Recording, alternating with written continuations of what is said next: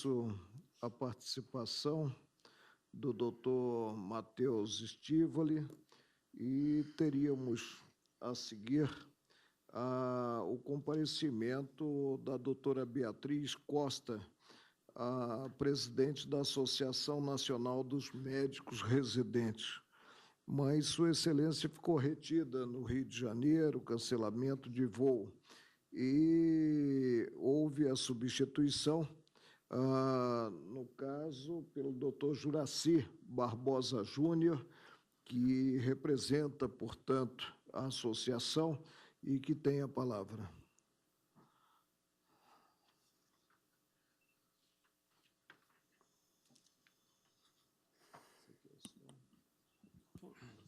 Oi.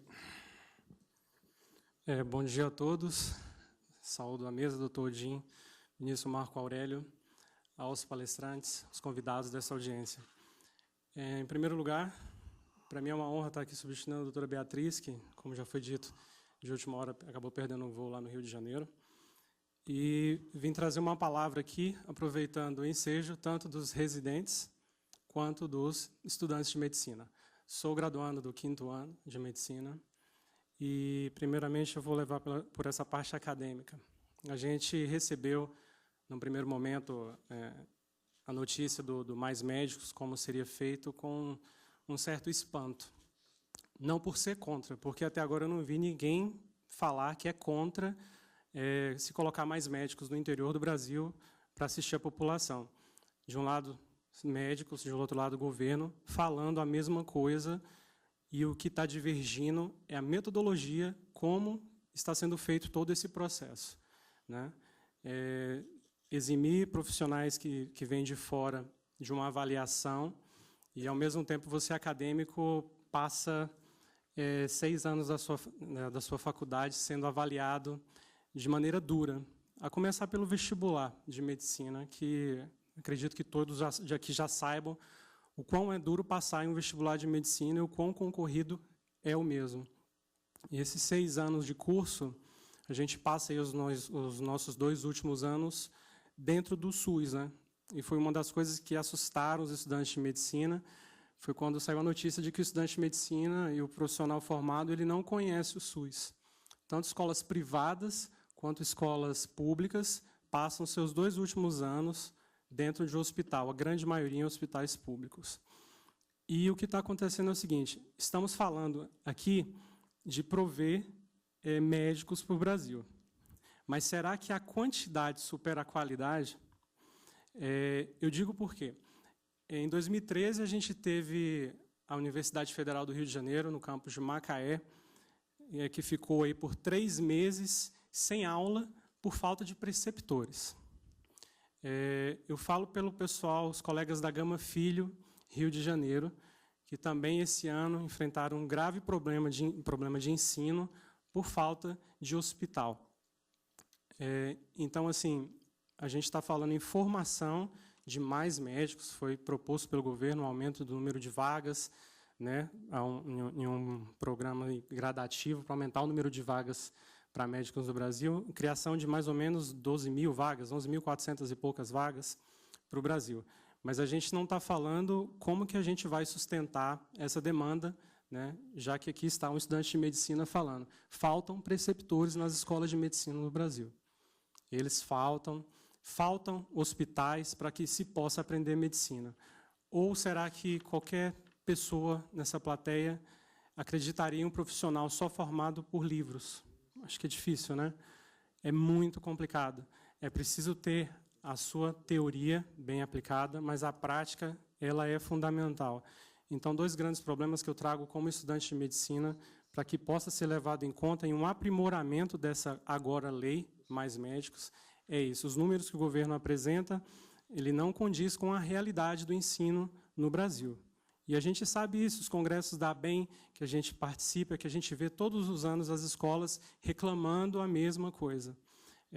A gente recebeu com bons olhos a questão do exame de progresso, que é uma coisa que a gente também luta, né, lutou muito tempo, porque acha que o ENAD é um exame punitivo ao final do curso e que não avalia seriamente os estudantes de medicina. Mas, por outro lado, a gente fica sem entender né? Como que o governo não precisa do revalida, o profissional que vem de fora ele não vai precisar fazer o teste de conhecimento de língua, ele não vai precisar fazer o revalida. O meu professor, todos eles me ensinam, a anamnese é o passo essencial para se estabelecer um diagnóstico de um paciente. Então, essa comunicação ela tem que ser clara. Todos os países que o governo cita, Inglaterra, Estados Unidos, Canadá, todos esses países, eles realmente captam muitos profissionais estrangeiros, né? A média é muito maior do que no Brasil e outros países da América Latina.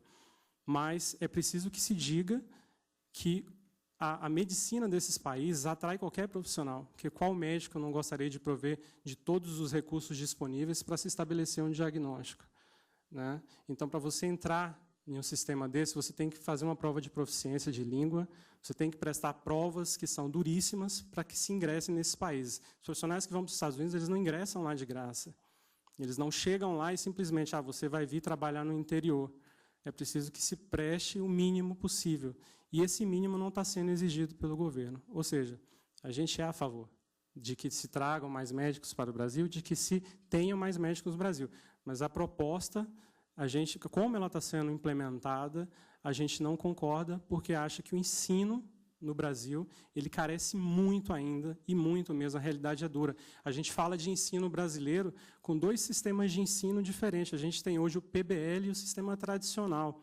Então, assim, a gente tem que ter uma homogeneidade no ensino brasileiro. A gente tem que conseguir formar preceptores médicos. A residência hoje, eu digo aqui pelo Hospital de Base de Brasília, que esse ano não abriu as vagas para residência médica do maior hospital de Brasília, né? Todas as vagas de residência do Hospital de Brasília estão sob supervisão. Não abriu a seleção esse final de ano. Então, assim, vamos formar mais médicos. Esses médicos vão se formar sem hospitais, né, sem preceptores, ou seja, criamos uma maneira de aumentar o número de médicos, mas estamos esquecendo a qualidade. Como que esses médicos vão sair das suas escolas para atender a população? Sejam bem-vindos todos profissionais estrangeiros. Ninguém é contra a permanência, mas a gente acredita que a avaliação na medicina ela é essencial.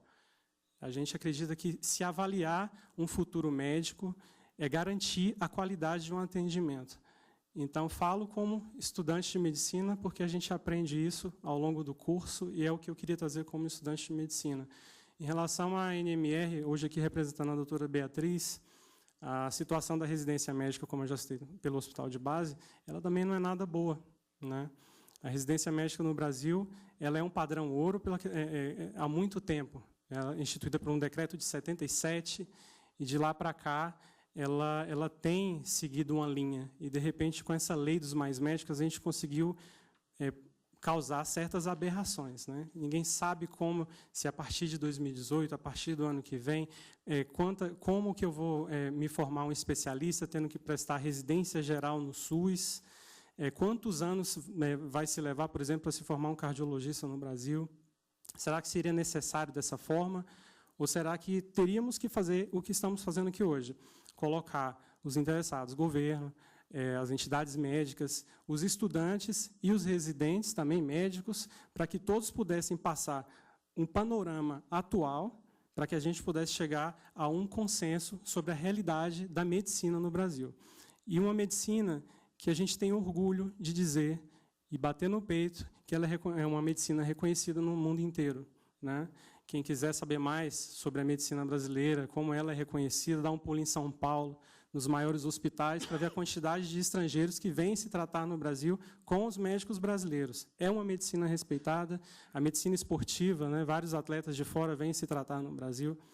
Então, assim, deixo o recado dos estudantes e da Associação de Médicos Residentes do Brasil, que o panorama que temos hoje de ensino, ele não propicia a implantação desse mais médicos, como o governo trouxe. É preciso que a gente lapide isso para que a gente chegue a um consenso. Não dá para se falar em formar mais médicos querendo quantidade. A questão no Brasil não é quantidade, precisamos fazer qualidade. Qual pessoa aqui gostaria de ser tratada por um médico sem qualidade, né? Quem procuraria um médico aqui hoje sem qualidade. Quando estamos doentes, buscamos, aqui, a grande maioria, buscamos os melhores serviços.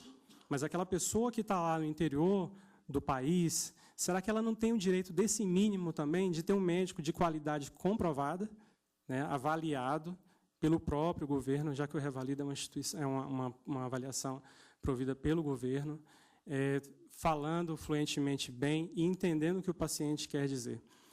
O resultado, da maneira como foi feito o Mais Médicos, ele já começou a aparecer, né? Já temos aí inúmeros casos, poderia citar vários aqui, mas erros grotescos, como substituição de medicamento parkinsoniano para um paciente que tem problema de hipertireoidismo, medicamento para cavalo, para ser humano, insulina em uma dose letal, como foi dito aqui ontem. São erros que a gente é difícil acreditar.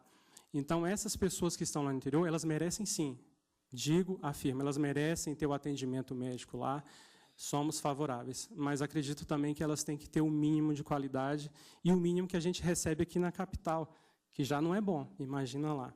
Então, essa é a mensagem que a gente gostaria de trazer. Agradeço a oportunidade de estar falando mais uma vez. Muito obrigado. Bem, ouvimos o doutor Juraci Barbosa Júnior, e eu diria que, afastada a questão do gênero, a substituição da doutora Beatriz, né, ocorreu no mesmo patamar. E tivemos a abordagem da dualidade, quantidade e qualidade. Nós, no judiciário, nós nos defrontamos com outra angústia, que é conciliar a celeridade processual, a marcha do processo, o desfecho, portanto, do conflito de interesse, com o conteúdo, o tema de fundo. Lidamos com questões também importantíssimas, mas o médico lida com a própria vida, né? Chegamos ao término desta audiência pública. Digo que as exposições foram muito profícuas, foram substanciosas, que tivemos, como convém, em um Estado democrático de direito, visões diversificadas. As exposições serão degravadas. Além disso, as entidades e os expositores poderão apresentar memoriais. Haverá o acesso dos demais integrantes do tribunal ao que abordado nesses 2 dias.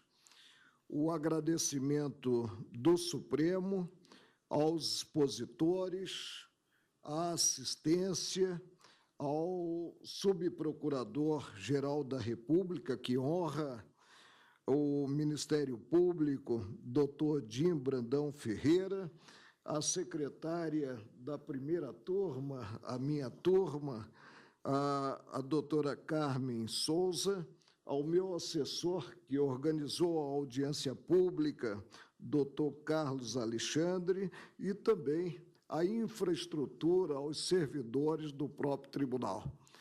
Que prevaleça o bom direito, o direito posto, que prevaleçam os ditames constitucionais, os ditames da lei das leis do país, e que tudo ocorra em harmonia também com os anseios da própria sociedade. Um ótimo dia a todos e muito obrigado.